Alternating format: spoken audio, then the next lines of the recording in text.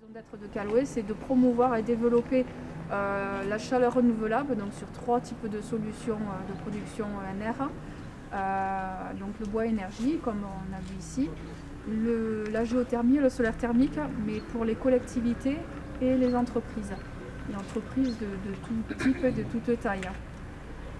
Et donc c'est en ce sens-là que l'association Calouet intervient. Et donc ce matin, on a fait une visite chez Stéphane Reich pour voir sa chaudière bois qui chauffe 3 habitations avec de la plaquette bois de son exploitation, donc qu'il coupe, qu'il fait broyer et qu'il entrepose dans un hangar pour faire sécher avant de mettre après dans sa chaudière. Bonjour, Stéphane Reich sur la commune de Vernon. Donc, je suis éleveur de vaches laitières depuis 2013 et donc on a la chaudière au bois depuis 2011.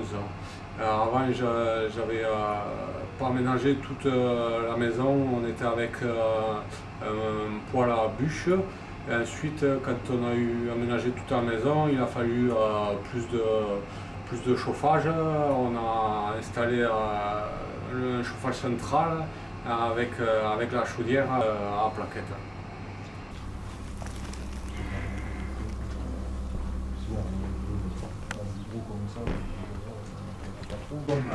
Là, les premières années, j'en faisais un temps jusqu'à haut, là, j'en avais pour un gros mois.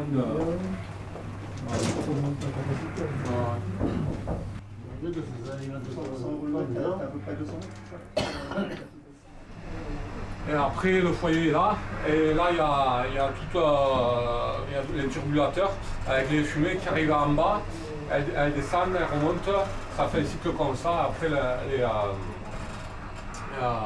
fumée repart là, et il y a un moteur, il y a un ventilateur pour faire le tirage qui est sur la cheminée. Avec de l'eau à 60 degrés au niveau des turbulateurs pour pas avoir de variation de température pour pas qu'elle s'abîme. Et du coup il y a une vanne de 3 voies et elle reprend tout le temps de l'eau chaude qu'elle mélange avec de l'eau froide et elle réchauffe de l'eau à 60 degrés. Ah oui, pour pas chauffer de l'eau froide directement. Ouais. Ensuite le ballon et ça part là-bas.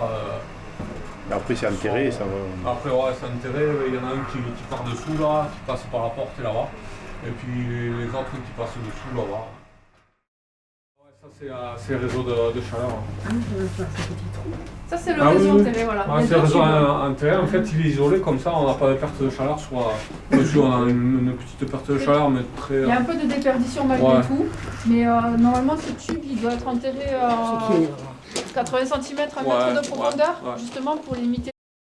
Il y a 15 cubes de plaquettes et il y a 15 jours là, je les vide toutes les 15 jours. Alors là c'est toutes les cendres partie foyer. Et là, c'est toutes les cendres qui est à l'échangeur, toute la partie, parce qu'en fait, moi, la mienne, je veux dire, elle chauffe l'eau avec la fumée, avec la chaleur de la fumée. Du coup, il y a un échangeur, il y a le foyer, puis il y a les fumées qui passent, elles montent, elles redescendent, elles remontent, elles redescendent, et après, et c'est dans cet échangeur qu'on récupère l'eau chaude, et du coup, ces cendres, elles sont après le foyer. Avec un tracteur, c'est un service complet, donc bon, c'est vrai que pour ça c'est bien. Au moins, dès qu'on a préparé notre tas de bois, on ne s'occupe plus de rien. Et donc, bon, moi, pour le chantier, j'aime bien apporter les branches à côté du stockage, on broie de là.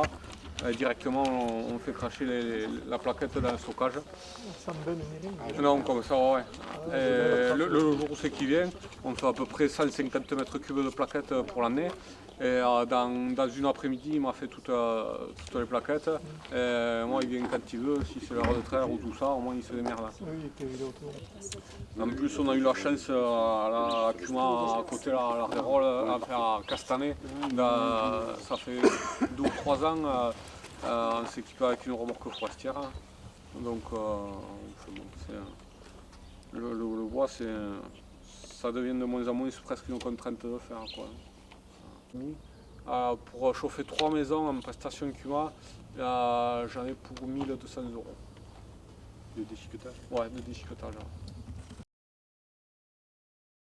Voilà, donc c'était un exemple assez intéressant et je pense assez facilement duplicable, puisque peut-être parmi vous, il y en a beaucoup qui ont des bâtiments qui ont besoin de chaleur et qui, de l'autre côté, vous avez peut-être aussi parmi vous, pour certains, de la ressource bois que vous coupez pour entretenir les haies ou des bocages et que voilà, vous pouvez éventuellement valoriser en chaufferie.